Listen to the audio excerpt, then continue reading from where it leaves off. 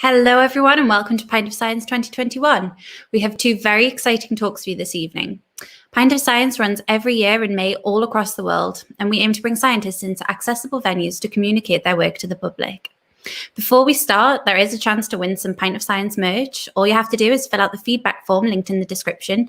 Competition closes at the end of June. First off, we have a talk from Jake, who is here to tell us about his work on heart attack sensors. Thank you, Jake. Okay, hello everyone. As you said, my name is Jake McClements. Thank you very much for logging in tonight to listen to my talk, which is entitled, Can we diagnose heart attacks using a thermometer? And I appreciate that that might sound pretty weird because heart attacks and thermometers aren't something that you usually envisage going together within medicine, but hopefully by the end of my talk, you'll understand this a little bit better and also understand how this could be really beneficial to public health. So just to give you a brief bit of background on me then, so I was born and raised in the small town on the northeast coast called Redcar, then through my degree and PhD, went from Leeds to Durham to Edinburgh, and now I'm based at Newcastle University's engineering department, where I work in the research group of Marlies Peters, primarily developing biosensors for different illnesses and conditions, such as COVID-19, various forms of cancer, and heart attacks, which we're going to discuss today. So to start off with a problem then, what is the problem that we want to solve? And in this instance, the problem is cardiovascular disease. And cardiovascular disease is a huge problem. In fact, it was responsible for almost 50% of deaths in Europe in 2017. That is a really staggering number. Almost 1 in 2 people were dying of a cardiovascular disease. And this leads to a huge death toll and a lot of illness and suffering, and also a massive economic burden within the hundreds of billions of pounds per year. And heart attacks are the most common form of cardiovascular disease, and they occur when the flow of the blood to the heart is blocked, and this is generally through what we call a clogged artery. When this occurs, the heart muscle becomes damaged, and this is a heart attack, which can be very severe. One thing that happens when the heart muscle becomes damaged is that it releases a very specific and unique protein into the bloodstream known as troponin. And you'll hear troponin a lot today. It's going to come up a lot, and this is because it's a really useful protein for scientists developing tests, because in a healthy patient, they'll have no troponin in their blood, where in a patient that's had a heart attack, they will have troponin in their bloodstream. Therefore, we can detect and measure the amount of troponin in someone's bloodstream in order to diagnose whether they are suffering from a heart attack. And the diagnosis of heart attacks is really important because the sooner that diagnosis and then treatment can occur, the better the outcome is for the patient. And this is so much so that doctors actually call this the first hour after suffering a heart attack is the golden hour. And this is because if the diagnosis and treatment can begin within this hour, then damage to the heart muscle can actually be reversed, which is really positive for the patient. So as you can imagine, with a sort of problem this big, there are current tests available to detect this troponin, this protein troponin, and diagnose a heart attack. However, there are a number of problems with the tests which make them, far from perfect. The first is that they are inaccurate. So sometimes they don't always give the correct result, and I'm sure everyone that's done a pregnancy test or a COVID test, for instance, can appreciate that we really want our test to give us the actual result. They also can have quite a poor shelf life and be subject to quite stringent storage conditions. So maybe like away from direct sunlight, for instance, or in a fridge maybe. They can also be very expensive due to their components and also the methods used to detect this troponin, which is obviously a badge for the already very large cost of healthcare systems. And they also use animals within these tests. And just to explain how they use animals in these tests, is because they use something known as an antibody. And they use antibodies in this test in order to actually attract this troponin and bind to the antibody. And then once the troponin is bound to the antibody, it can then be measured using this test. As antibodies are a biomaterial. They are generally harvested from small animals such as rabbits, and I think in around 2018, I think it was around 1 million animals each year were killed for the production of antibodies.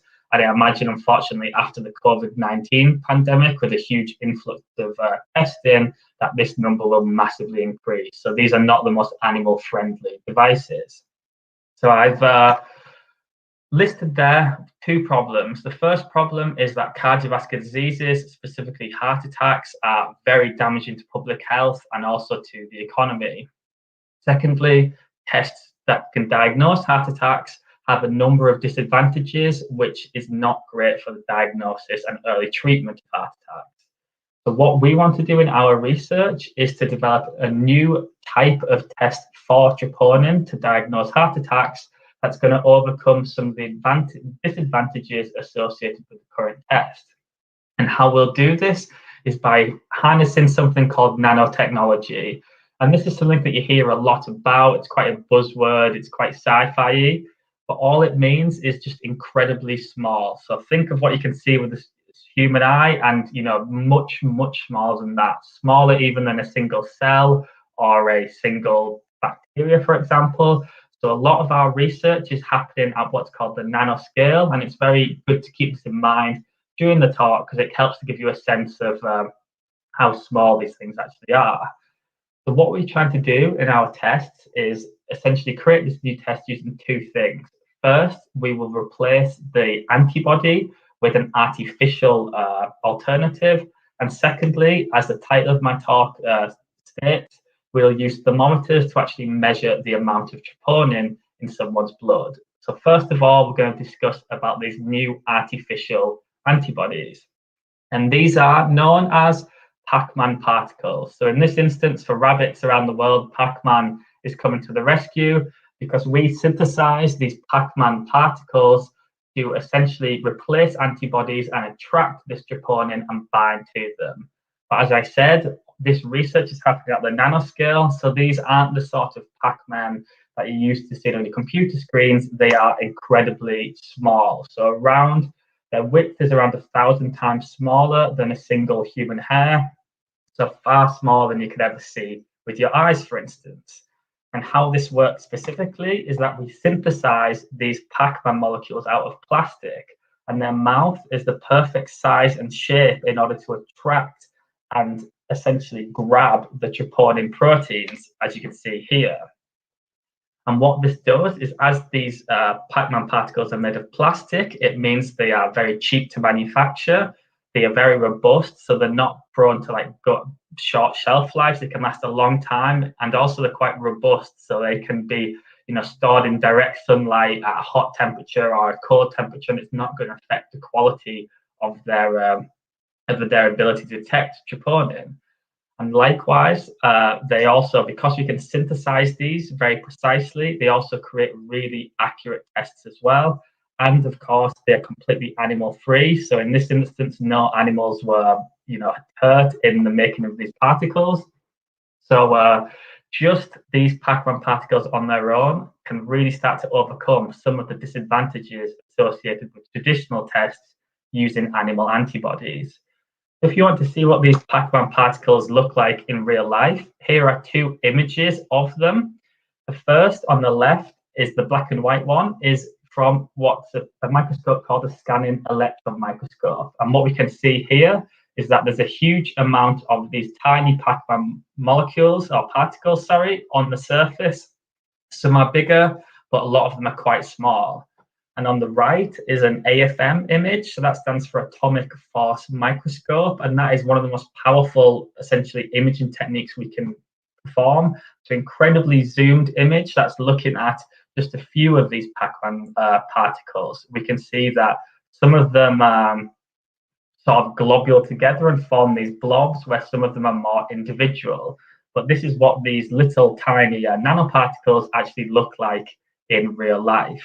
However, it's important to remember that both of these techniques are extremely expensive and also quite time-consuming to do as well. So it's not like we can actually look at our Pac-Man particles to understand what's going on in terms of how much troponin they are bound to. And that's a really important point, which leads me on to our thermometers. So as I said, these Pacman particles are way smaller than what we can see with the human eye.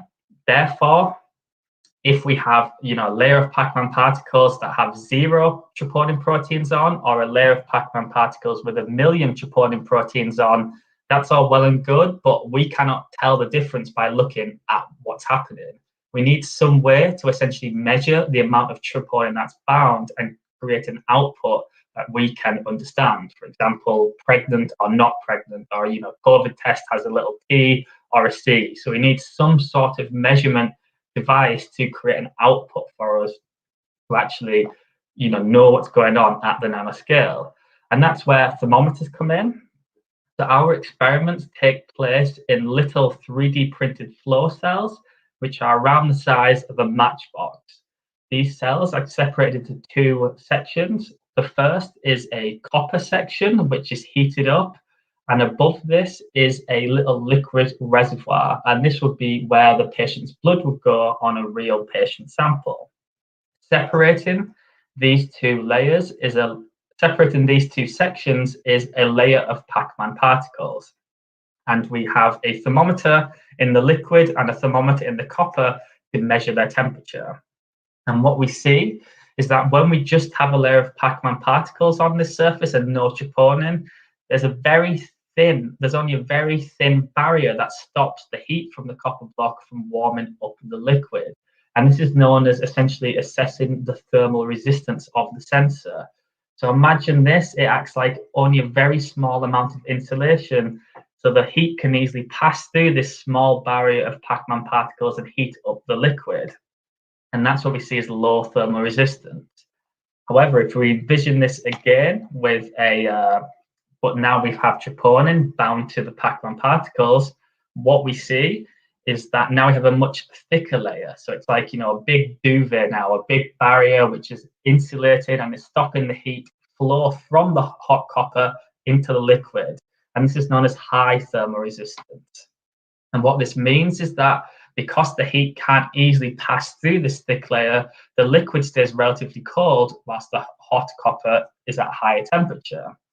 So what this means is that the difference in temperature between the liquid and the copper is much larger when we have troponin bound to the surface than when we don't. And what we can then begin to do is just using 2 thermometers, so it's very cheap and very easy to do. We can look at the difference in temperature between the liquid and the copper and actually relate that to how much troponin is bound to the surface.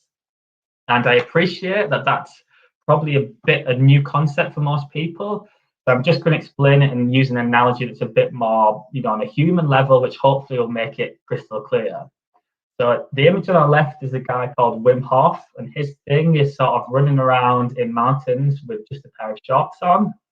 So he's sat here meditating on this mountain where it's incredibly cold in just a pair of shorts. So what we see is that the temperature outside is extremely cold, and he's got basically no barrier, no insulating layer separating the cold air from the mountain and his skin. So what we're going to find is that his skin is very cold. So in this instance, it's like low thermal resistance. We just have a thin layer of Pacman particles, no troponin, therefore both the things are a similar temperature. However, if we were to add a lot of clothes to Wim Hof, he'd begin to get a big insulated layer around him and begin to essentially be a different temperature from the cold outside. And we can imagine that each of these scarf, hats, gloves is a troponin that's going to bind to the surface, so to his skin, and improve and essentially act as an insulating barrier. And then what we get is now he's sat on top of this mountain, but he's got all this gear on, big coat, big insulating layers. So actually his skin's going to be maybe a nice toasty 25 degrees, but the outside air might be minus 30. Because he's got this big insulating barrier on, it's making a big temperature difference between the outside air and his skin. And that's related to how many clothes he's got on or how much troponin has bound to the interface. So that's exactly the same way. We could look at how cold his skin was and relate that to how much clothes he had on. And this is exactly the same for us. We can look at how cold or hot the liquid is and relate that to how much troponin is actually in the liquid sample. So then to talk a little bit about our experiments, now hopefully you understand the concept. So this is our 3D printed flow cell. This is a design of it. And what we do is inject liquid into this flow cell that has the troponin protein in it. And the experiments take place and it looks like this video. So I'll show the video.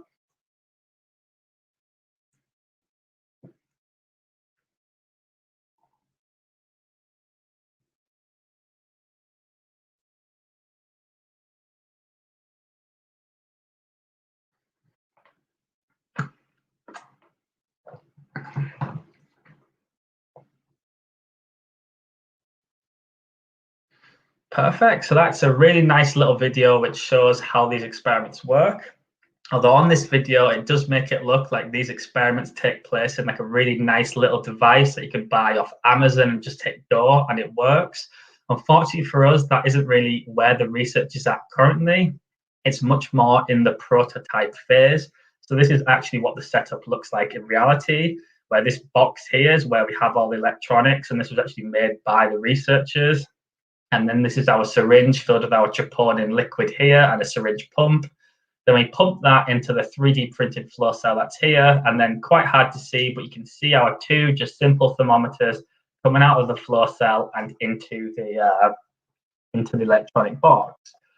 So as I said, this is still quite in the prototype phase. All this equipment we have to essentially build ourselves and design ourselves, but in the future, hopefully this will be able to run a lot more like a test on the video that we showed.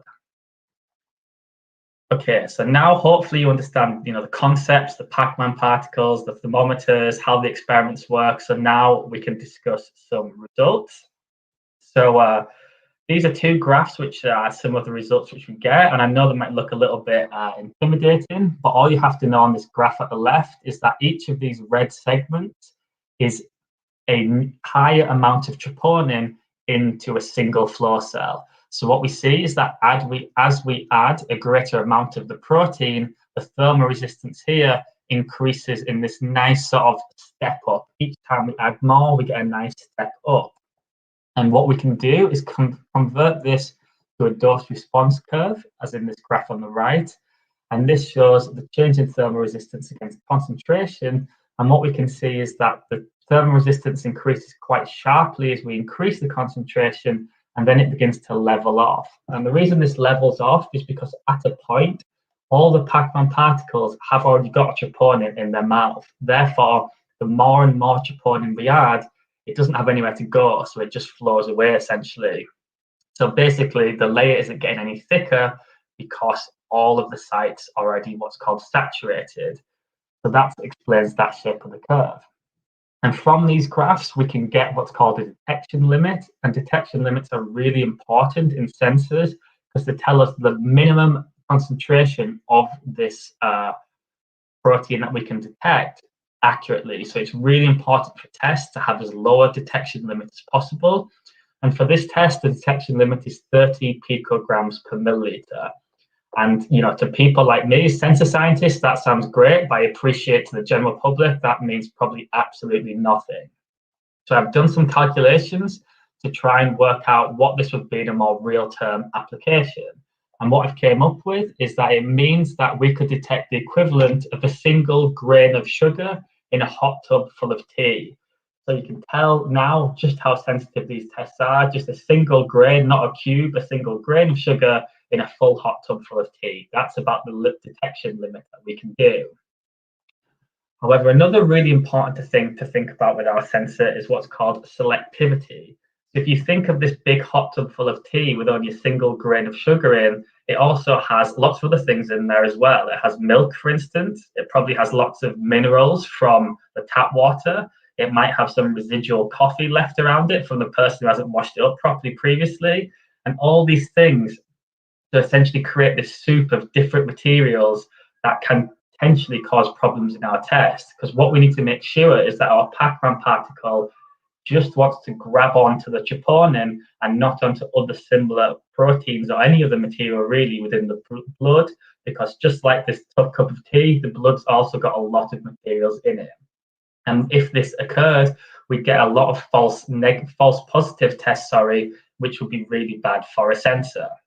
So what we do to test what's called the selectivity of the sensor is just to run the experiments again, but this time we use troponin and then introduce other similar proteins, which I've just called protein 1 and 2 in this instance.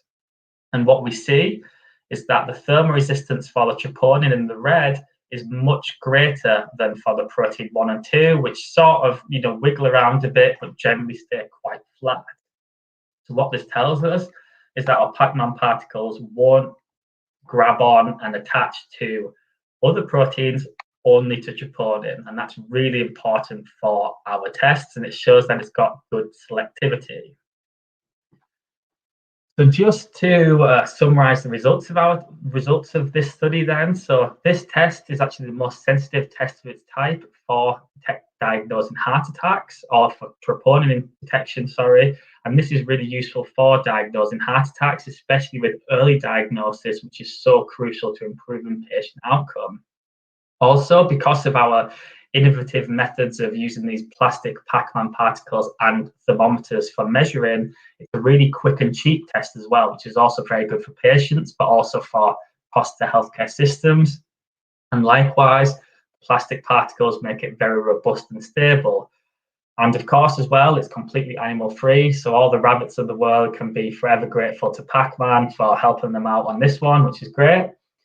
And then to talk very briefly about the future then. So in the future, as you saw, this is still in its sort of prototype phase. We'd love to develop this into a more of a commercial test, and also to think about different ways to do this as well. So in this instance, we could maybe use a finger clasp device, which could detect troponin from someone's finger, just like you can see here, it uses someone's heart rate. This could be a really non-invasive, so very painless way to measure your troponin levels, which would be really useful, because if someone was having a heart attack or someone got the symptoms of a heart attack, they could do this at home and literally get a diagnosis within seconds and receive treatment very quickly, which would really help with patient outcomes. So this would be a great place for the research to go in the future. I just want to say thank you very much for listening to my talk. I hope you enjoyed it. If you want to keep up with any of this research, or ask anything, then you can find me on Twitter at @McClements. And our research group also has a YouTube channel as well, where we release a lot of videos about this sort of research and lots of others as well. So you can check that out on Marlis Peters on YouTube as well. So yeah, thanks very much for listening.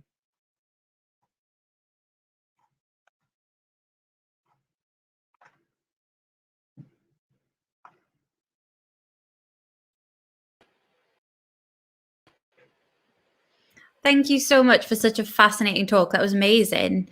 I think I have a quick question, just sort of from the perspective of someone. So say I had a heart attack. What would the test sort of look like for me? Would it be sort of like you'd have to take some blood, or like how do you get the Pac-Man molecules to the troponin? It's sort of like from the perspective of someone who was getting the test done.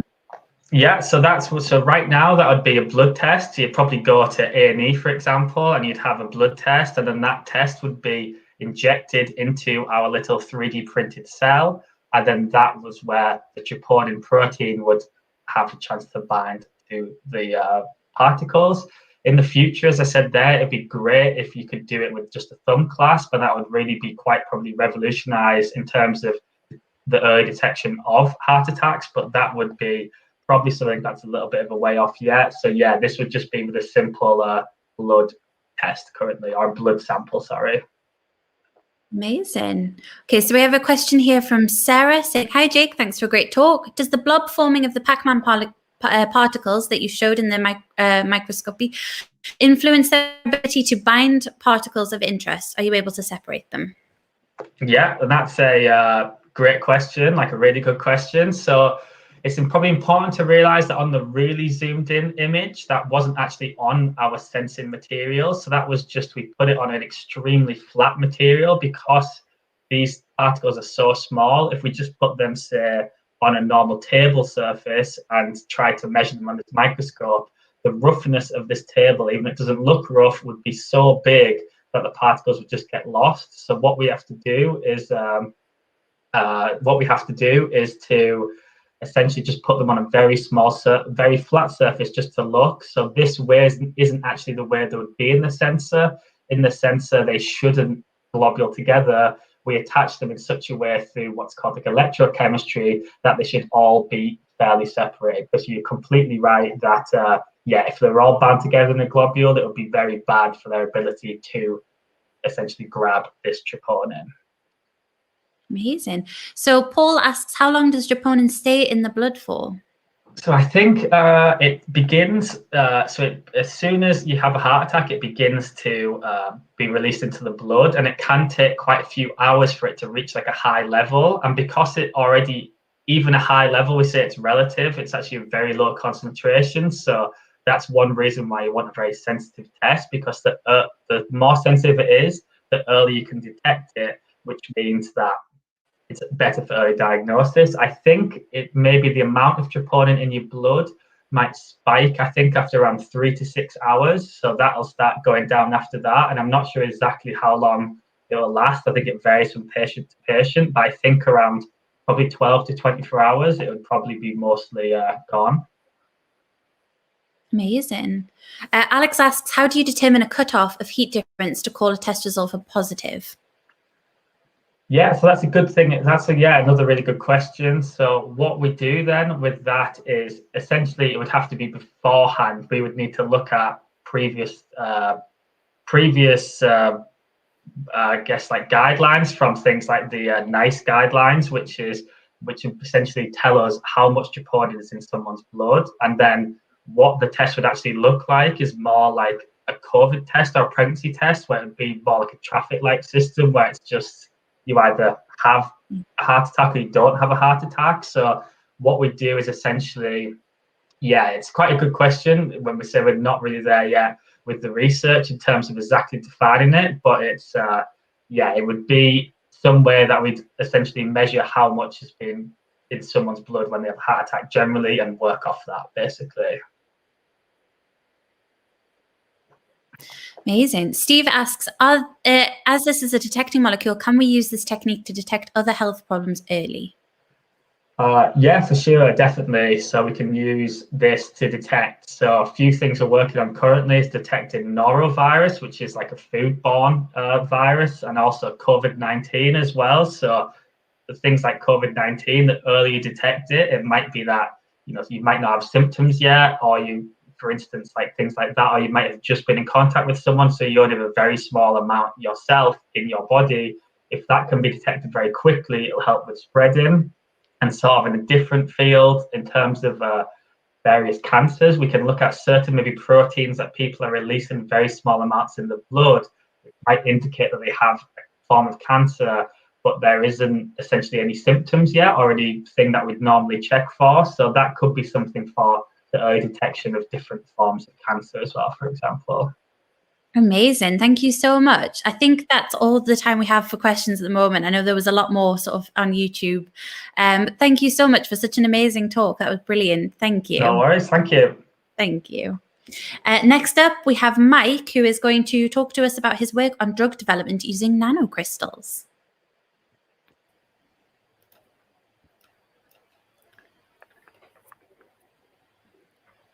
Okay, excellent. Thank you.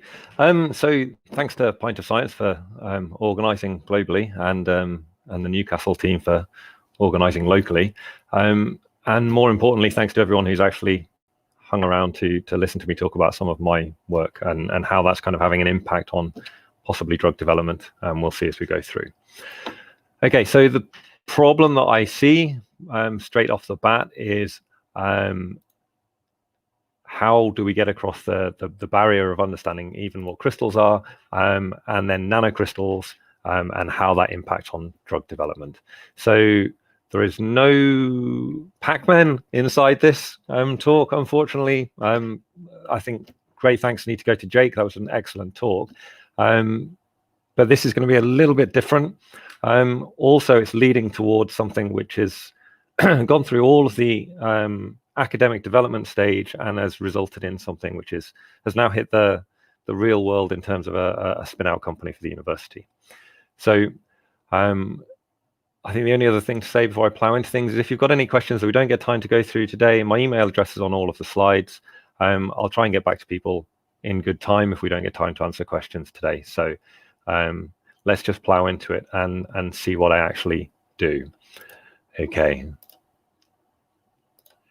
So what do I do? That's a good question. Crystals, I'm sure we've all seen some, if it's salt crystals or sugar in the kitchen, or some more random sort of chemical crystals that have been produced in a lab. And essentially all I do is look at them with a really powerful magnifying glass to see what's inside. So I want to know exactly what's there, because that's going to inform decisions that could be made later about drug development and targets and things like that, and also the properties of materials. So I would say sort of straight off that my magnifying glass is a little bit more powerful than this one that you might be able to buy from WH Smith, and it looks quite a lot different as well. So it's a big instrument that works in a very different way, but it gives a similar type result. And another reason for showing this photo is it shows just how much impact COVID-19 has on lecturers, because I certainly looked younger before. Right, so why do we want to do it? That's probably the next big question. So if that's what I do, why do we want to do it? Why do I play that game of looking at crystals? And really, the answer is just a general one. We want to know what stuff is exactly in there. So we want to know what our crystals are on a very, very minute detail. So going down to the atomic level rather than anything else. So we understand exactly what's present. But that's still kind of a bit confusing. So let's pull back to a sort of more illustrative example that's a bit more kind of tractable. So if we think about a solution of a compound, then we might think about it as a load of jumbled up molecules just in a pile.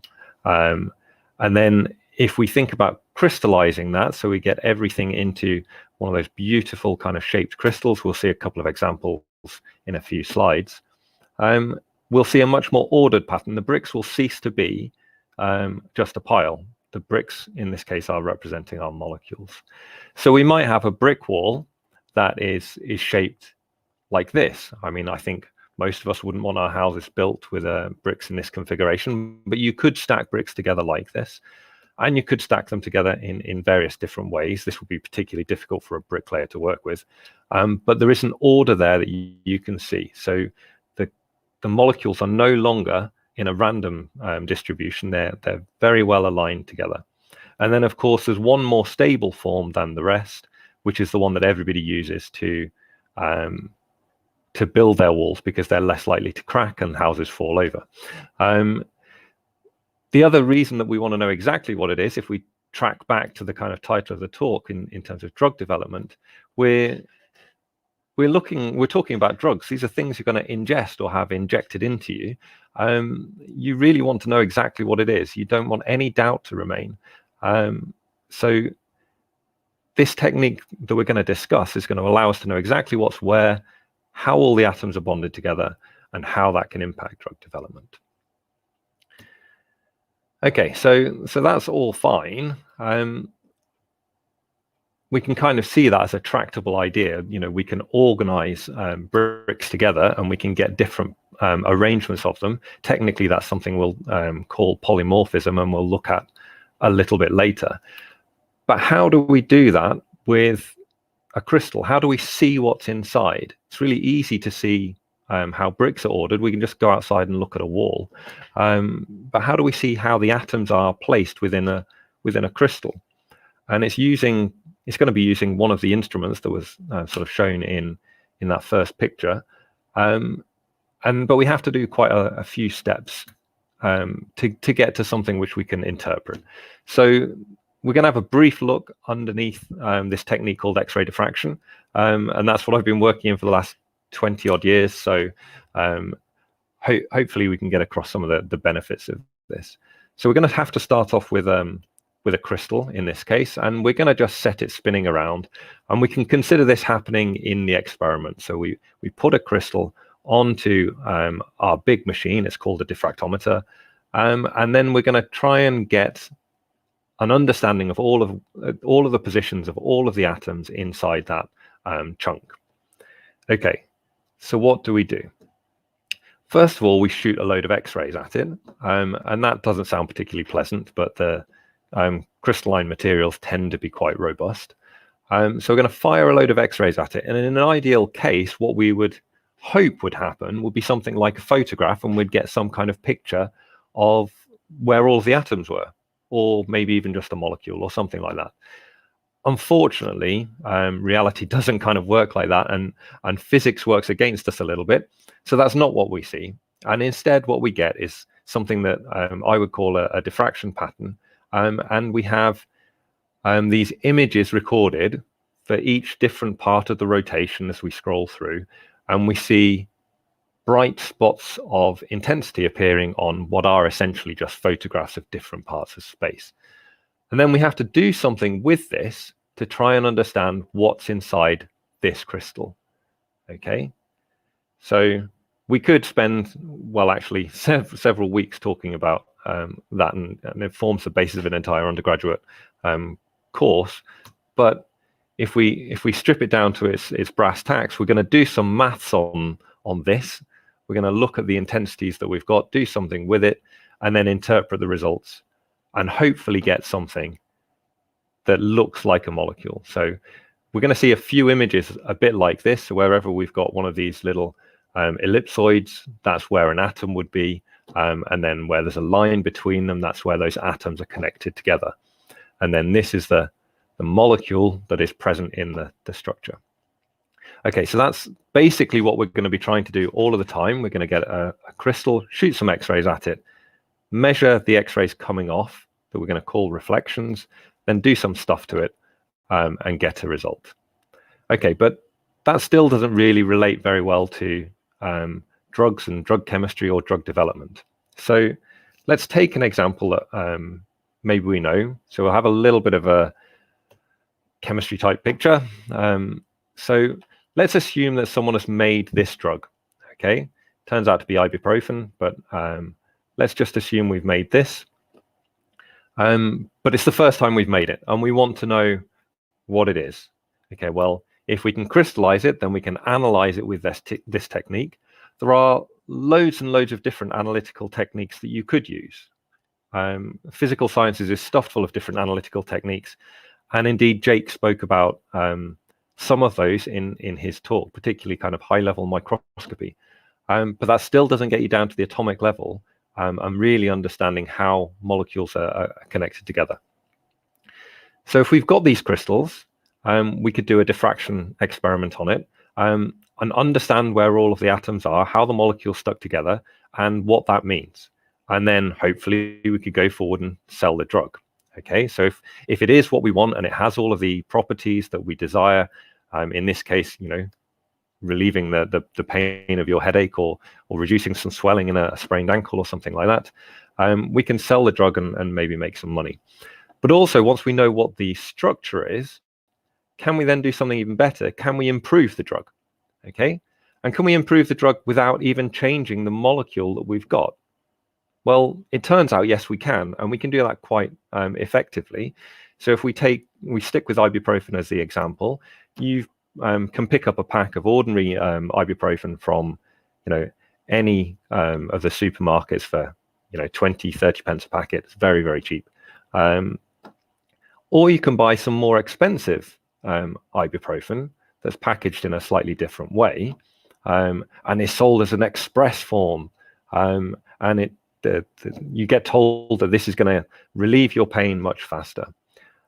So what's the difference between those two things? Well, I'm going to spin these molecules around. So this molecule on the left is from the ordinary packet, and it is just the molecule of the drug that we were targeting.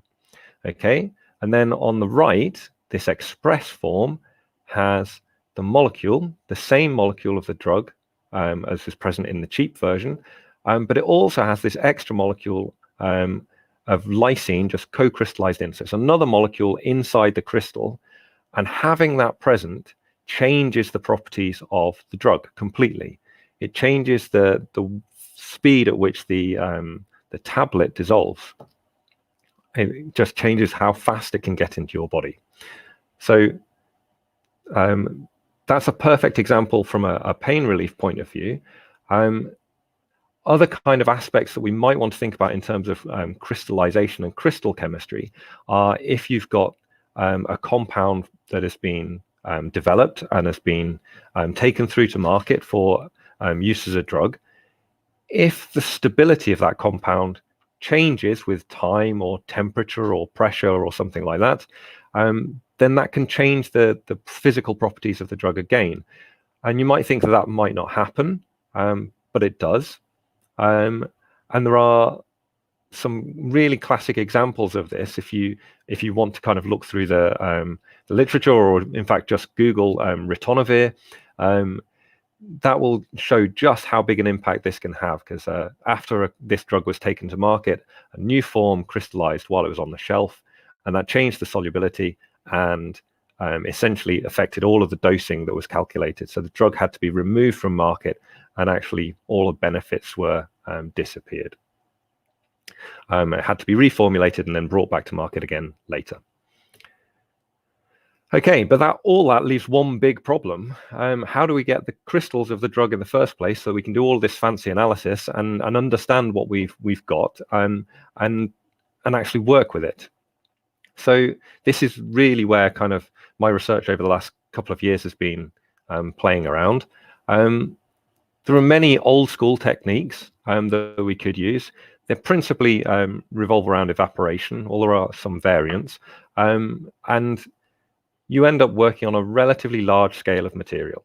So this is not on the sort of gram scale that you might think about in terms of baking at home, but it's definitely on the thousandth of a gram scale. So it's still quite a large amount of material from an analytical chemistry point of view.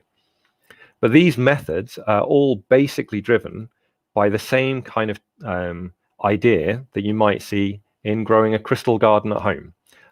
So these are having a saturated solution at the bottom. It pulls up through some absorbent material, evaporates, and crystals grow from the resultant supersaturated solution. And you might also be familiar with crystallization, even though you didn't know what it was. In honey, in the kitchen, quite often it will crystallize, so your nice smooth liquid just becomes this grainy, thick mess that is definitely less appetizing to look at, although generally tastes basically the same. Or we could do something completely different, and that's what I'm going to try and sell you as the great nano aspect of this. So this is what we call encapsulated nanodroplet crystallization, and there's a video here of basically what's going on. So we have to do some preparation work. We dispense out some oil that's not really part of the crystallization process, but it's there to slow things down. We set up the solutions that we would normally use for crystallization, and then we run everything through a robot. So we mount the plates, both the analysis plate and initially the sample holder that's got the oil in, and we dispense that oil onto the plate into all the different points along the tray. We can see that happening here. I didn't really know how fast I could make this video and it still be interpretable. So we can see the oil being injected down. This is around about 250 nanoliters. So it's a very, very small amount. If we just think back to Jake's talk and how that nanoscale is just very, very, very, very small. That's all we need to think about. And then we take the sample. This is the thing we're interested in. And then we inject that into the oil that we've already placed on the plate. We take off an adhesive strip and we seal it with another glass plate on the top. And then essentially we've got 96 experiments set up in very, very short time. Now, I will freely admit that is not normal speed. It is sped up twofold, but that's all. There is some preparation work done in setting up the solutions beforehand, but essentially that's it. So let's have a quick look at a cartoon of what's going on. We set up an oil droplet where there's nothing else there on the plate. So this is a glass plate at the bottom. Then we inject into it our sample of our solution. So this has our compound of interest in. And then we allow that to concentrate down. So we see a color change here. And then a small crystal will start to grow. Hopefully that will grow to a large enough size then that we can analyze it. And this is still going to be in this sort of nanoscale in terms of the mass of the material that we've used. And then that's our cartoon of it. And then this is the reality underneath. We've got a real world example. We've chosen one that's highly colored so you can see what's going on. So starting off fairly yellow, going through orange, and then crystal growth starting to happen. And over here, this is kind of the result that you could see, where you've got a droplet and growth in from the side of this molecule that we were interested in at the time. Okay, so that's kind of a whistle-stop tour of how that technique works. If we look at, does it work? Well, these are several examples. All of the ones highlighted in green are classically drugs. So we've got aspirin, caffeine, and naproxen. Naproxen is quite a nice case here because this molecule, if you just have a small change here, so you change where some of the atoms are, and in fact it is just switching around a few atoms, you go from something which causes a huge amount of pain relief and anti-inflammatory results, you change it from that to being something which doesn't do anything beneficial but causes a toxic response in your liver. So you definitely want to know exactly what you've got. So yes, the process works. So that's good. And then there's an added benefit that even we didn't realize we would get when we sort of started playing with this. And that's this thing called polymorphism, and particularly exploring the polymorphism. So here we have a precursor to a drug molecule. It's called colloquially ROY because it forms red, orange, and yellow crystals. And the molecule is exactly the same for all of these different crystals. And the only change is the twist at this central point. So you can see this one here is quite twisted, and this one here is almost flat. And that change in twist angle causes a difference in color as we move through the different polymorphs that we form. So these polymorphs are very similar to the bricks that we saw and the buildings of the different walls. So we can consider these as being different arrangements of the bricks to make different walls. Okay, so then I guess really to get close to wrapping up, we have to think, well, is it worthwhile? Because we spent quite a lot of time and invested a reasonable amount of money in developing this technique, just to reduce the scale down so that we don't have so much material. Well, it turns out actually it is really worthwhile. We use about 50,000 times less material per experiment than you would for a classic crystallization. So there's a huge reduction in the amount of material that you need. The glass plates that we set the experiments up on allow really easy optical monitoring, so we can see whether the crystallization is working, when it's working, how fast, all of those kinds of things, and if it's going to result in these different polymorphs. We've got more control over the environment because we're sealed A with inside the oil and B with inside the second glass plate that is stuck down to the sample plate. We get this massive bonus of screening for things like polymorphs and solvates, which I haven't spoken about at all, but they're another kind of alteration on crystals and crystal structures for the same molecules. And we get generally a large enhancement in the number of crystallizations that are successful. So that means we don't waste as much time kind of trying to crystallize something from the wrong conditions, because we can analyze so many different ones so quickly. But really the key one that links nicely back to the title is that the structural analysis at this point can play a more integral part in the drug development pipeline. So you can do the analysis far earlier in the pipeline, you can reduce cost, you can save time, and you can get new drugs to market faster because you've done the analysis in a more efficient way. Okay, so at that point, I need to thank all the collaborators I've had working on the project up to this point, a load of people for money, Newcastle University and the company that spun out from this, ICX, Indicatrix Crystallography, for support and allowing us to present the material. And then finally, thank you to all of you who are still listening. I know it's quite late now. I'll be happy to try and answer any questions you've got. If you are interested in the general technique, there's a fairly accessible paper that is open access, so there are no kind of firewalls to get to see this science. You just have to either search for this, or I think we can manage to get a link to this put on the page for Pint of Science going forwards. So thanks very much.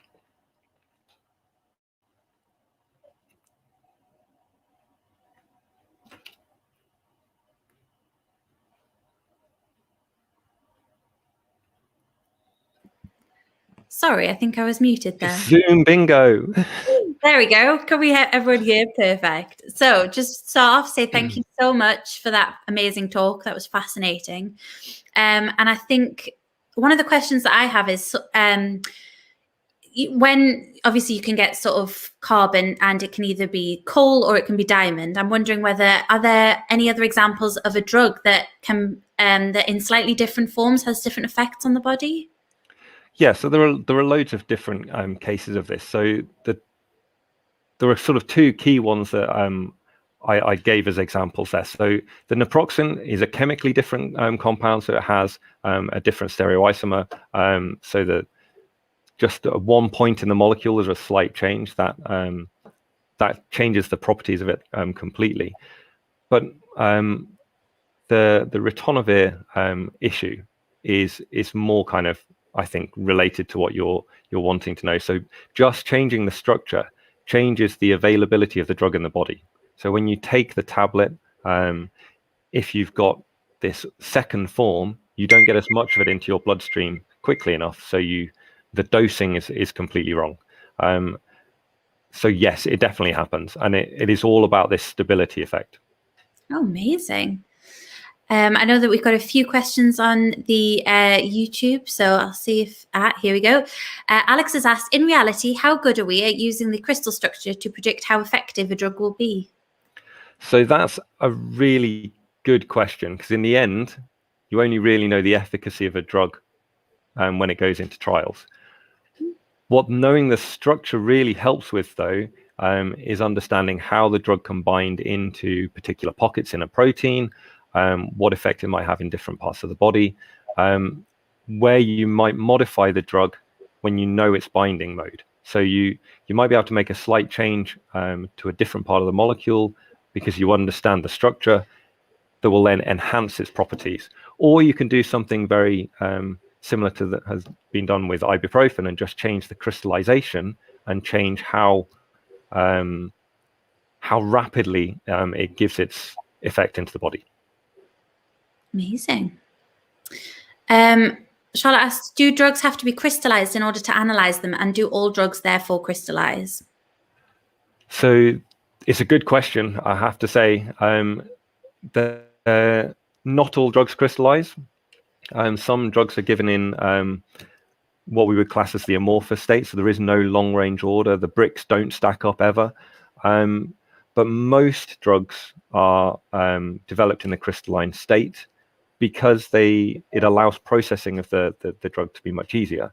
It also allows generally better storage, so the stability of crystalline compounds is very good, so they tend to last longer. Additionally, almost all of the intellectual property protection of all drugs is based around the structure of the compound. So they're usually filed with the patent. So it's an analytical technique that's used by all pharmaceutical companies. Amazing. Heather asks, can this technique be used to identify counterfeit drugs? Yes and no. So if there was if it was crystallized with something that actually ended up in the structure that was an impurity, then yes. If it didn't and it crystallized as two separate things, then no. Okay, amazing. Steve asks, why do we use X-rays to see how the crystals are ordered? Is there a less dangerous technique? We use X-rays because they're the right size, essentially. We need to have a part of the electromagnetic spectrum, so the light that we're using, it has to be of the right wavelength to see the things we want to look at, and that means it has to be on the same scale as the things we're looking at. And the X-ray part of that spectrum is the one that matches up so closely to the separation of atoms in molecules. Amazing. Becky asks, would it be possible to get rid of the side effects with this technique? So that's an interesting kind of way to look at things. So the side effects from drugs come from things that are happening to the drug that you don't particularly want to happen. If you can identify why that's happening, then you could modify the structure suitably to stop that happening. So if there are two ends of the molecule and one bit gives you the bit that you want to happen and the other end gives you something that's a bad side effect, then yes, you could do that, because you could modify the end that's bad, knowing you keep the beneficial side. There are other ways to kind of get around side effects, though. So once you understand the structure and its interaction inside the body, you might be able to give a pro-drug with the drug you're taking to reduce those side effects. Amazing. And I think that's all the questions that we've got coming through from YouTube at the moment. I just want to say thank you so much again for an amazing talk. And it's been absolutely fascinating having you here. Thank you so much. Thanks very much. Thank you. Just want to thank all of the speakers again for an amazing evening. I feel like I've learned an awful lot about the world and things in it. Just don't forget that we still have the feedback form in the comments, so you can have a chance to win some merch. Thank you.